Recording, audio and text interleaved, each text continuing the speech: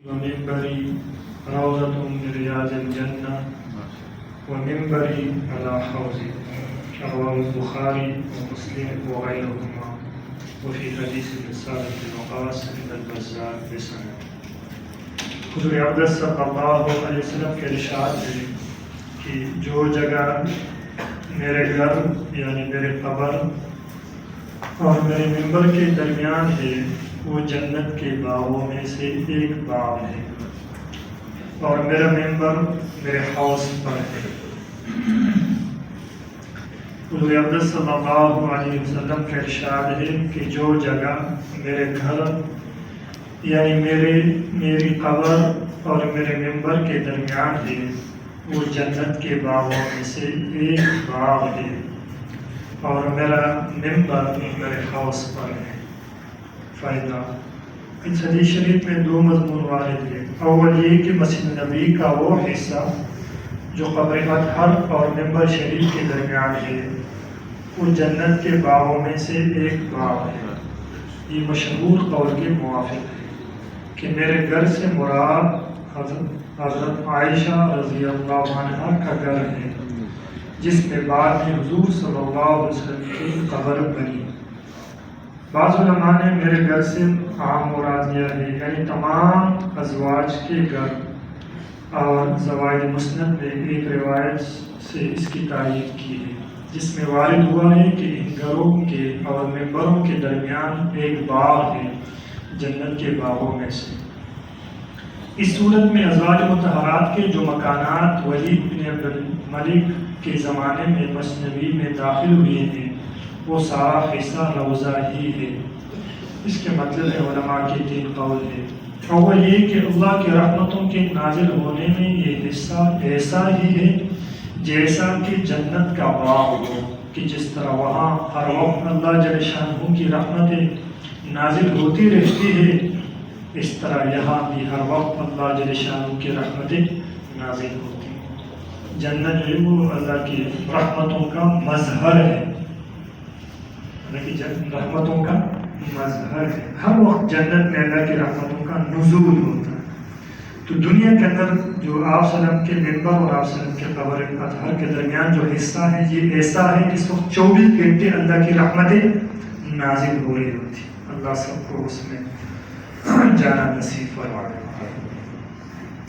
دوسرا قول یہ ہے کہ اس جگہ عبادت جنت کے باغ کا ذریعہ ہے، یعنی اس جگہ عبادت کرنے سے جنت کے باغوں میں سے ایک باغ عبادت کرنے والے کو ملے گا۔ اور تیسرا قول یہ ہے کہ یہ جگہ حقیقت میں جنت کا ایک ٹکڑا ہے جو اس دنیا میں منتقل کیا گیا ہے، اور بعینی ہی یہ ٹکڑا جنت میں منتقل کیا جائے گا۔ سبحان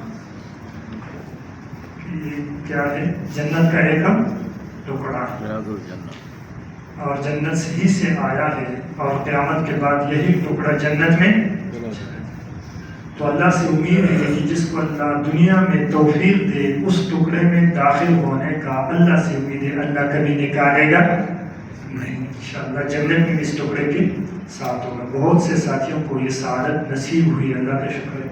حج والوں کو، عمرے والوں کو، سب کے دل میں چاہت ہو کہ اللہ تبارک و تعالیٰ ہمیں دنیا میں بھی اس جنت کے ٹکڑے میں داخل فرمائے۔ اس کے لیے اگر ہماری تھوڑا سا جان لگ جائے، مال لگ جائے تو بہت سستا سودا ہے۔ سستا یا مہنگا سودا ہے؟ کوئی جنت کے ٹکڑے میں جا کے قبر اطہر کے پاس نماز پڑھنا، قبر اطہر کے اندر آپ صلی اللہ علیہ وسلم کو سلام دینا، نبی پر درود پڑھنا، دعائیں کرنا، اس میں اگر ہمارے 2 لاکھ روپے لگ جائے تو کیا ہوگا؟ آج دنیا کی چیزوں پر لگانا، رواجوں پر پیسہ لگانا، خواہشات پہ لگانا امت کے لیے آسان ہے، لیکن نبی سے محبت میرے دوستوں اس درجے کے نہ ہونے کی وجہ سے 2 لاکھ روپے لگانے ہمارے لیے کیا ہے؟ مشکل ہے۔ وہ جو لگاتے بھی ہیں تو میرے دوستوں ہر دوسرا آدمی کہتے کہاں جا رہے؟ عمرے پہ جا۔ یہ پیسہ کسی غریب کو کیوں نہیں دیتے؟ یعنی غریب صرف اس بات کے لیے رہ گئے کوئی عمرے پہ جائے تو عمرے کے پیسے کس کو دے دیں؟ غریب کو دیں۔ ایسے میرے دوستوں یہ ساری باتیں انتہائی نامناسب ہیں۔ حافظ ابن حجر فتح الباری میں فرماتے ہیں کہ اس حدیث میں مدینہ طیبہ کے مکہ مکرمہ سے افضل ہونے پر استدلال کیا گیا ہے، کہ جنت کا ٹکڑا مکے میں نہیں مدینے میں ہے، تو مدینہ مکے سے کیا ہے؟ افضل ہے، بعض علماء نے فرمایا۔ اس لیے اس حدیث سے معلوم ہوتا ہے کہ یہ حصہ جنت کا ٹکڑا ہے۔ اور دوسرے حدیث میں حضور صلی اللہ علیہ وسلم کا ارشاد نقل کیا گیا ہے کہ جنت کا ایک کمان کے بقدر حصہ بھی دنیا اور جو کچھ دنیا میں ہے سب سے افضل ہے۔ ایک کمان کی جگہ، اتنی سی جگہ جنت کا، دنیا کے اندر جو کچھ ہے اس سے کیا ہے؟ بہتر ہے۔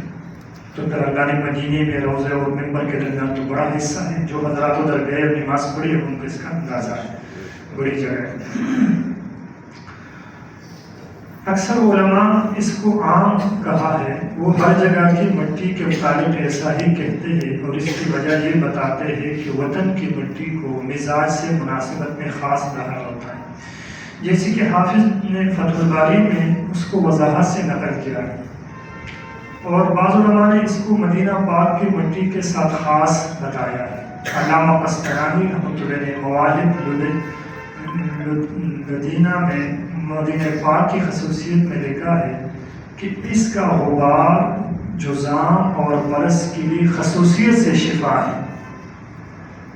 علامہ زرقانی کہتے ہیں کہ یہ نہ کوئی طبی چیز ہے نہ عقلی چیز ہے، لیکن منکر کو نفع نہیں کرتی۔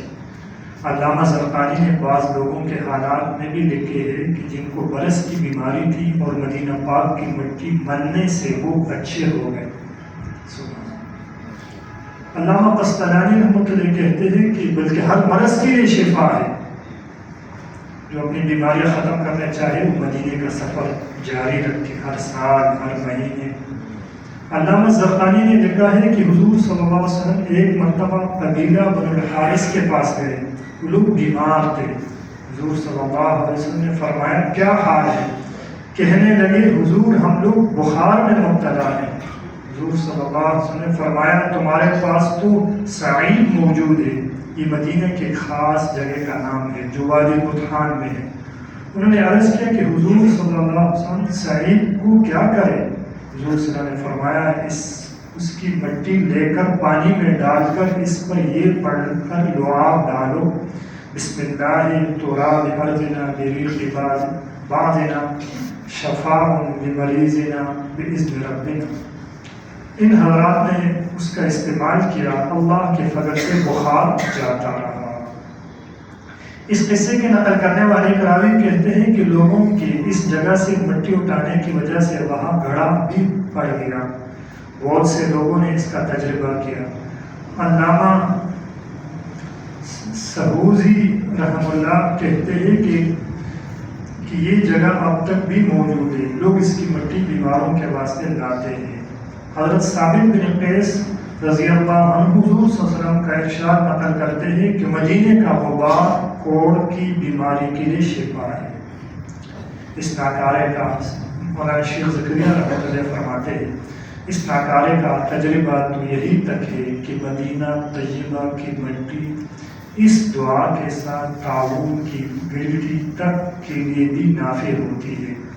اور وفا الوفا میں حضور اقدس صلی اللہ علیہ وسلم کا پاک ارشاد نقل کیا گیا ہے کہ اس ذات کی قسم جس کے قبضے میں میری جان ہے، اس کی مٹی میں ہر بیماری کا علاج ہے۔ میرے دوستو، مدینہ طیبہ پاکیزہ شہر ہے، وہاں آپ صلی اللہ علیہ وسلم کے قدم مبارک لگے ہیں، وہاں آپ صلی اللہ علیہ وسلم نے سانس لیا ہے، وہاں آپ صلی اللہ علیہ وسلم صحابہ کے پاس بیٹھے رہے۔ مدینہ وہ شہر ہے جہاں نبی مسکراتے رہے، مدینہ وہ شہر ہے جہاں نبی آرام فرماتے رہے، اور مدینہ وہ شہر ہے جہاں نبی سجدے کرتے رہے۔ میرے دوستو، کیا ہی وہ منظر ہوگا۔ مدینہ وہ شہر ہے جہاں جبریل علیہ السلام آتے چلے گئے، اور مدینہ وہ میرے دوستو وہ شہر ہے جہاں وحی کا نزول ہوتا رہا، اور مدینہ وہ شہر ہے جہاں سرور کونین سردار دو جہاں محمد مصطفیٰ صلی اللہ علیہ وسلم آج تک آرام فرمائے۔ تو وہ کیسی مٹی ہو، وہ کیسا شہر ہوگا میرے دوست، ایسے مبارک کائنات کے عظیم ہستی وہاں آرام فرما رہے۔ اور دنیا میں میرے دوستوں کی قبر جو ہے وہ محفوظ نہیں ہے، یعنی کوئی یہ نہیں کہہ سکتا 100% کہ یہ فلاں نبی کی قبر ہے، کہ آدم علیہ السلام کی قبر ہے یا ابراہیم علیہ السلام کی قبر ہے یا موسیٰ علیہ السلام کی قبر مبارک ہے یا یوسف علیہ السلام کی قبر مبارک ہے۔ کسی نبی کی قبر مستند روایت کے ساتھ ثابت، لوگوں نے ویسے جگہ جگہ پر بتایا کہ یہ فلاں نبی کی قبر ہو سکتا ہے، لیکن میرے دوستو یقینی طور پر کسی نبی کی قبر دنیا میں موجود نہیں سوائے محمد مصطفیٰ صلی اللہ علیہ وسلم، جس میں یہ کوئی نہیں سکتا کہ ہو سکتا نہیں، 100% تواتر کے ساتھ آ رہے کہ مدینے میں میرے اور آپ کے نبی کا قبر مبارک ہے۔ پھر اس امت کا نبی سے بڑا گہرا تعلق ہے، بڑا گہرا تعلق ہے۔ اللہ کے رسول نے فرمایا میرے بعد میری ایسی امت آئے گی، وہ ایسے لوگ ہوں گے، وہ کہیں گے کاش ہماری جان بھی لگ جائے، ہمارا سارا مال لگ جائے، اور کاش ہم اپنی نبی کی زیارت کر لیتے، ہمارا سارا مال قربان ہو جائے، جان قربان ہو جائے، ہم اپنی نبی کو دیکھیں۔ ایسے میری امت ایسے رہے گی، اور تم روز زیارت کرتے رہتے ہو، صحابہ سے فرمایا، تو ایسے ان کے دل میں محبت ہوگی۔ اللہ نے اس فطری جذبے کو اللہ نے دنیا کے اندر اس کا وجود عطا فرمایا اپنے فضل سے۔ میرے دوستو جس سے تعلق ہوتے ہیں اس سے بات کرنے کو جی کرتا ہے، جس سے تعلق ہوتے ہیں بہانے سے لوگ اس کو کیا کرتے ہیں، سلام کرتے ہیں، اور جب سلام کرتے بڑے خوش ہوتے ہیں۔ ہمارے جس طرح ریون کے بڑے بزرگ ہیں، علمی بڑے حلقے ہیں، علماء ہیں، لوگ اس سے مسافہ کرنے سے اپنی جی کو سکون پہنچتے ہیں۔ ہم حاجی عبدالوہاب صاحب رحمۃ اللہ کے پاس جایا کرتے تھے، جب سال لگاتے تھے ان کے کمرے میں جاتے تھے، جب ان سے مسافہ ہوتا تو رات ایسی سکون سے گزر جاتی، جب ان کی زیارت ہوتی تو مزہ آتا۔ اللہ والے میرے دوستو کبھی ان کو دبانے کا موقع مل جاتا، اس کی پاؤں دباتے تو اس سے خوشی دل میں محسوس ہوتی کہ جس سے تعلق ہوتا ہے اس سے ملنے کو جی کرتا ہے، اس کو سلام کرنے کو جی کرتا ہے۔ تو ساری امت کو اپنی نبی سے بڑا گہرا تعلق ہے۔ اللہ نے کیا موقع دے دیا کہ جب جی چاہے مدینے جاؤ، اپنے نبی کو سلام کرو۔